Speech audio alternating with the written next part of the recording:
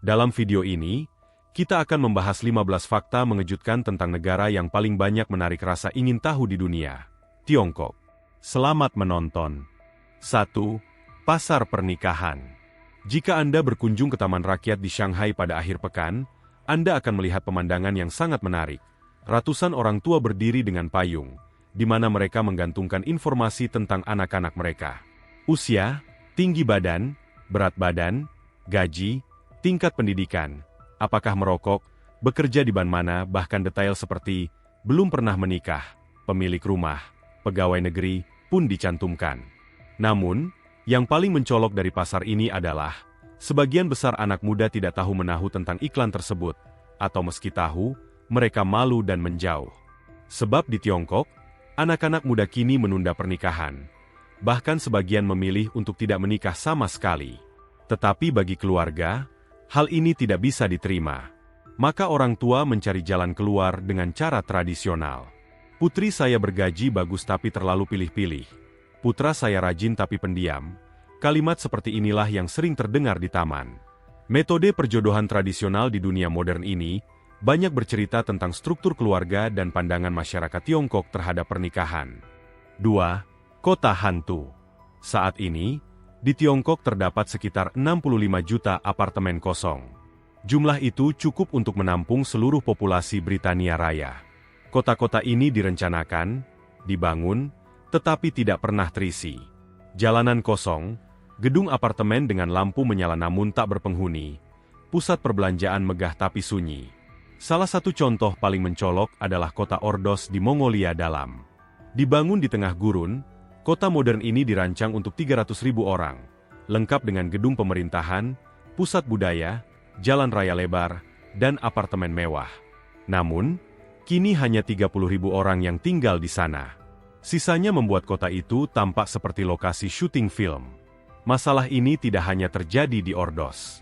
Pada tahun 2021, di kota Kunming, 15 gedung tinggi senilai sekitar $150 juta dihancurkan karena tak pernah digunakan. Hanya dalam 45 detik, bangunan itu hilang. Mengapa hal ini bisa terjadi? Sistem memberi penghargaan pada pembangunan. Pemerintah lokal mendapat pemasukan dari penjualan lahan. Pengembang untung dari konstruksi. Investor membeli rumah bukan untuk ditinggali, melainkan sebagai aset. Hasilnya, kota-kota di atas kertas sudah selesai, tetapi tidak ada yang tinggal di dalamnya. 3. Kuburan sepeda. Salah satu pemandangan kota paling unik di Tiongkok belakangan ini adalah tumpukan sepeda warna-warni yang sangat besar. Kuburan sepeda yang terbentang sejauh mata memandang. Sekilas terlihat seperti instalasi seni, tetapi sebenarnya ini adalah simbol runtuhnya sebuah sistem yang berkembang terlalu cepat. Pada akhir 2010-an, sekitar 70 perusahaan meluncurkan layanan berbagi sepeda berbasis aplikasi. Caranya sederhana. Unduh aplikasi, buka kunci sepeda terdekat, pakai, lalu tinggalkan di tempat tujuan. Seolah menjadi solusi ramah lingkungan dan mudah diakses semua orang. Namun, persaingan terlalu ketat hingga kota-kota dibanjiri sepeda. Dalam waktu singkat, 16 hingga 18 juta sepeda diluncurkan. Jumlah pengguna tak mampu mengimbangi, sehingga banyak perusahaan gulung tikar. Yang tersisa, jutaan sepeda baru yang tidak terpakai. Banyak sepeda terbuat dari baja, aluminium, karet, dan plastik yang bisa didaur ulang, tetapi sebagian besar tetap terbengkalai. Sepeda-sepeda itu ditumpuk di lahan kosong, bahkan di stadion yang tak terpakai. Tumpukan berwarna-warni itu berkarat dan bercampur dengan alam. Kini menjadi simbol pencemaran lingkungan, pemborosan sumber daya, dan perencanaan yang buruk. 4. Telur anak laki-laki perawan.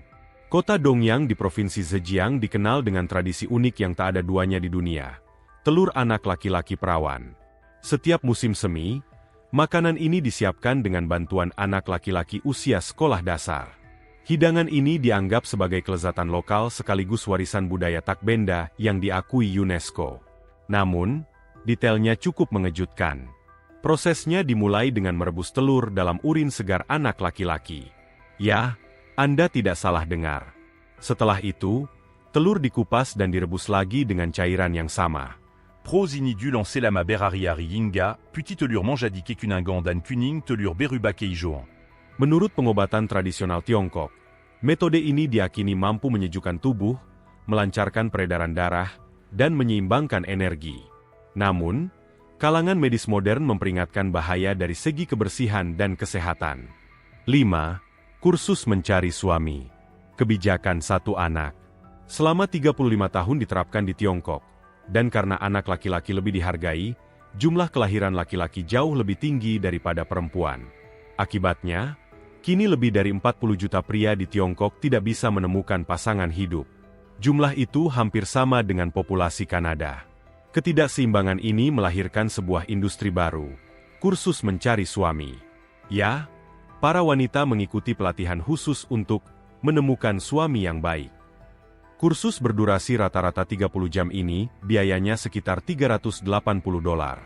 Materinya mencakup cara mengenali pria kaya, bagaimana bersikap, bagaimana menarik perhatian, hingga teknik berpacaran dan manajemen penampilan.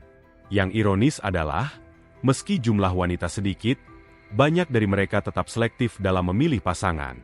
Wanita Tiongkok yang berpendidikan tinggi, sukses, dan percaya diri seringkali tidak menjadikan pernikahan sebagai prioritas. Sementara pria kesulitan menemukan pasangan, para wanita justru mencari suami berkualitas. Hal ini menciptakan keseimbangan sosial yang unik. 6. Kerusakan pada tembok besar Tiongkok. Salah satu bangunan paling megah di dunia, Tembok Besar Tiongkok, dibangun selama 2.300 tahun, membentang lebih dari 22.000 kilometer, menjadi simbol kebanggaan sejarah Tiongkok.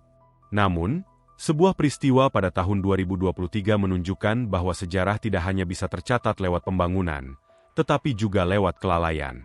Di Provinsi Shanxi, sebuah bagian yang terawat dengan baik dari dinasti Ming, dikenal sebagai bagian ke-32, dibobol oleh dua pekerja dengan menggunakan alat berat. Alasannya, untuk mempermudah jalan pintas. Mereka ingin membuka jalur agar bisa dilewati. Di bagian tersebut, terdapat sebuah menara pengawas bersejarah yang sudah terdaftar sebagai warisan budaya.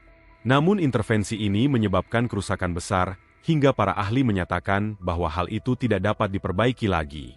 Setelah kejadian itu, para pekerja langsung ditahan.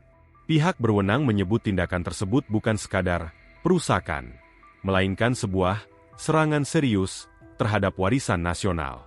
Tapi pertanyaannya, apakah ini hanya kesalahan dua orang saja, atau cerminan dari sikap acuh tak acuh terhadap nilai sejarah demi pembangunan yang serba cepat? 7. Kota terlarang. Di jantung Beijing berdiri kota terlarang, bukan hanya sebuah kompleks istana, tetapi juga pusat dari kisah-kisah misterius yang diceritakan selama berabad-abad. Selama lebih dari 600 tahun, para kaisar, keluarga mereka, serta para pelayan istana tinggal di sini. Ia menjadi saksi dari upacara megah sekaligus tragedi besar. Namun yang aneh adalah, tempat ini bahkan hingga sekarang masih dianggap angker oleh para pengunjung modern. Menjelang matahari terbenam, ketika udara mulai sejuk, suasana yang berbeda seolah menyelimuti kawasan ini. Karena itu pula, kota terlarang selalu ditutup tepat pukul 16.10 setiap hari. Beberapa petugas mengaku mendengar langkah kaki di aula yang kosong. Musik kuno, desiran kain, hingga siluet berpakaian tradisional sering terlihat meski tidak ada seorang pun. Kejadian-kejadian seperti ini umumnya tidak muncul di aula utama, melainkan di ruangan tersembunyi yang jarang diketahui orang. Beberapa bagian masih tertutup untuk umum. Area-area itu merupakan lorong rahasia atau kamar khusus yang dirancang untuk keadaan darurat.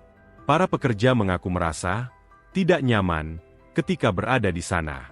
8. Peti mati di tebing. Di daerah pegunungan curam di selatan Tiongkok, dapat terlihat peti mati kayu yang seakan digantung di langit.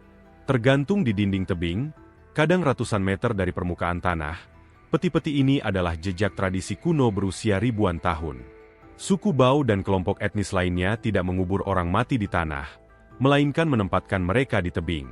Alasannya bukan hanya keyakinan religius, tetapi juga sebuah kehormatan budaya. Semakin tinggi peti mati diletakkan, semakin besar pula penghormatan yang diberikan.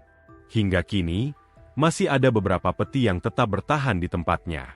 Beberapa sudah berusia lebih dari 2000 tahun dan tidak rusak.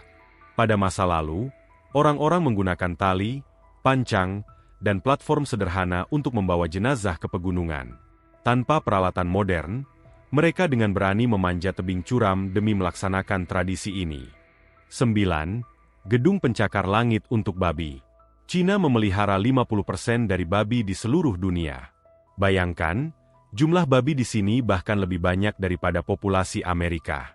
Namun, bagian yang benar-benar mengejutkan bukan itu. Cina membangun apartemen 26 lantai khusus untuk babi. Ya, Anda tidak salah dengar. Di Provinsi Hubei, berdiri bangunan raksasa yang memang dirancang khusus untuk ternak ini. Setiap lantai memiliki fungsi berbeda. Ada lantai khusus untuk persalinan, ada untuk pendidikan anak babi, dan ada juga untuk penggemukan. Seluruh sistem dikelola oleh komputer pusat. Pemberian makan, kebersihan, pemeriksaan kesehatan, bahkan pengelolaan bau tidak sedap dilakukan secara otomatis. New York Times membandingkan sistem ini dengan jalur produksi iPhone. Semua diukur dengan presisi. Bahkan kotoran babi pun dikumpulkan, dianalisis, dan didaur ulang. Cina telah memadukan pertanian dengan teknologi pintar. Namun kali ini, mereka mendirikan sebuah peternakan yang menjulang hingga ke langit. 10. Sihir kucing untuk mengendalikan cinta. Dalam kepercayaan rakyat Cina, ada salah satu ritual paling aneh dan gelap untuk mengendalikan cinta, sihir kucing. Menurut cerita, seekor anak kucing yang dipilih dengan niat khusus dipelihara secara terisolasi selama 10 hingga 15 tahun. Makanannya disiapkan khusus. Ia dibiarkan sendiri agar jiwanya semakin kuat. Kemudian melalui sebuah ritual, roh kucing itu dipindahkan secara simbolis ke sebuah jimat. Jimat ini membuat orang yang menatap pemiliknya terikat secara emosional. Bahkan dalam beberapa legenda, pengaruhnya begitu kuat hingga seseorang bisa melupakan kehidupan sehari-harinya dan hanya terobsesi pada pemilik jimat. Meski terdengar menyeramkan, kisah-kisah ini sebenarnya membawa makna yang lebih dalam. Kendali atas cinta, ikatan spiritual, campur tangan pada takdir. Semua ini adalah simbol dari keyakinan tradisional, ketakutan, dan hasrat yang saling bercampur. 11. Pedagang jalanan dengan mobil mewah. Bayangkan Anda berjalan di sebuah alun-alun di Cina pada sore hari. Tiba-tiba terlihat sebuah Porsche mewah. Yang mengejutkan, pemiliknya membuka bagasi dan mulai menjual kue. Di sebelahnya ada BMW, dan pemiliknya menjual perhiasan. Inilah tren khas Cina, pasar bagasi mobil. Orang-orang mengubah mobil mereka menjadi toko mini. Dan tujuannya bukan sekadar mencari uang, tetapi juga untuk bersosialisasi, melepas stres, dan bersenang-senang. Seorang wanita pemilik Range Rover menjual sabun buatan tangan. Di sampingnya, seorang pemilik Honda memanggang sosis. Kehidupan mewah dan budaya jalanan benar-benar menyatu di sini. Pada 2023, hanya di Beijing dan Shanghai saja, lebih dari 10.000 mobil ikut serta dalam acara semacam ini. Fenomena ini bahkan mulai berkembang menjadi sebuah model bisnis. Pemerintah pun mendukung karena kreatif, berbiaya rendah, dan mempererat hubungan sosial. Di Cina, kaya atau miskin tidak ada bedanya. Semua orang bisa menjadi pedagang untuk satu malam. 12. Kebijakan satu anak. Dari tahun 1979 hingga 2016, Tiongkok menerapkan kebijakan satu anak dengan tujuan mengendalikan populasi. Namun, di balik kebijakan ini, terbentuk trauma sosial yang jauh lebih besar. Menurut data resmi, sekitar 13 juta anak lahir di luar kebijakan ini. Artinya, mereka sama sekali tidak tercatat dalam sistem negara. Anak-anak ini tidak bisa bersekolah, tidak bisa berobat ke rumah sakit, bahkan tidak bisa mendapatkan paspor. Sebagian didaftarkan atas nama anggota keluarga lain, sebagian lagi benar-benar disembunyikan. Ada juga masalah keseimbangan gender. Karena preferensi budaya terhadap anak laki-laki, jutaan anak perempuan digugurkan sebelum lahir atau ditelantarkan setelah lahir. Antara tahun 1980 hingga 2020, muncul kelebihan populasi laki-laki sebanyak 30 hingga 40 juta orang. Ini menciptakan ketidakseimbangan historis. Pelaksanaan kebijakan ini berbeda-beda di setiap wilayah. Di beberapa tempat hanya berupa denda, Tetapi di wilayah lain ada laporan tentang tekanan terhadap perempuan hamil, bahkan intervensi paksa. Banyak anak tunggal tumbuh sebagai kecil kaisar. Seluru Arapan Keluarga, Tertuju pada mereka. Hasilnya, muncul generasi yang tertekan, kesepian, dan kurang keterampilan sosial. Hari ini, dampak kebijakan itu semakin jelas. Tiongkok menua dengan cepat, tenaga kerja menyusut. Keputuzan Yang Diambil pada Mazaitu, Kini Mambuka Pintubaji Mazalabaru. 13. Transplantasi organ. Dalam beberapa tahun terakhir, Tiongkok berkembang pesat dalam bidang transplantasi organ. Bagi pasien, ini adalah harapan, tetapi di baliknya ada tuduhan gelap.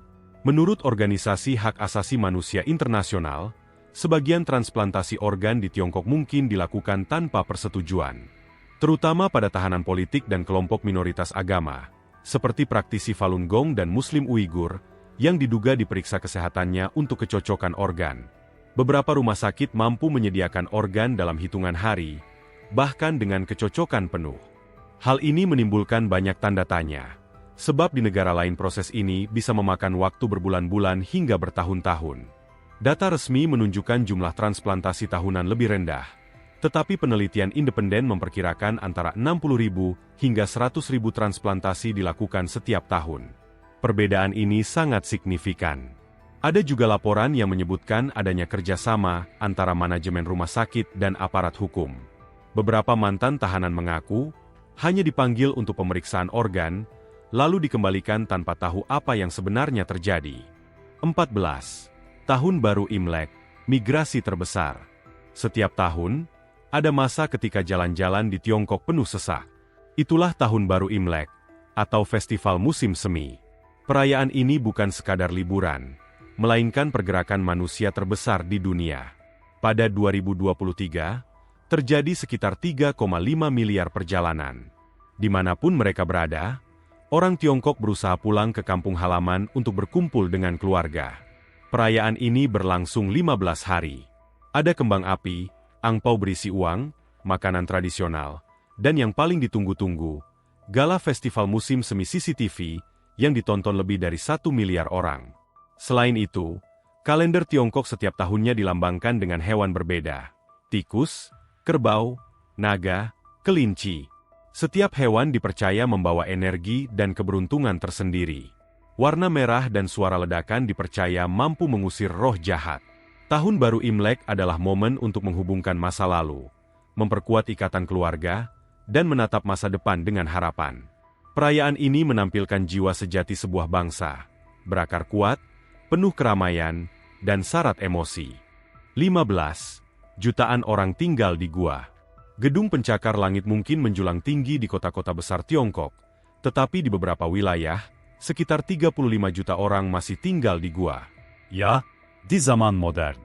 Namun, gua-gua ini bukan sembarang gua. Di wilayah seperti Shanxi, Shaanxi, dan Henan, tempat tinggal ini disebut Yaodong dan memiliki isolasi alami. Sejuk di musim panas, hangat di musim dingin. Ada pintu kaca, kamar mandi berlapis keramik putih, tirai, perabotan. Bahkan sebagian sudah terhubung dengan internet. Bayarannya hanya sekitar $30–50 per bulan. Itulah sebabnya tempat tinggal ini menarik bagi keluarga berpenghasilan rendah. Pemerintah Tiongkok tidak mengosongkan kawasan ini, melainkan merestorasinya. Karena selain nyaman, juga ramah lingkungan dan bernilai warisan budaya. Bahkan sebagian sudah dibuka untuk wisatawan dalam program ekowisata. Jadi, di Tiongkok terkadang kita harus melihat ke dalam gunung, bukan ke langit. Peradaban tidak selalu berada di atas.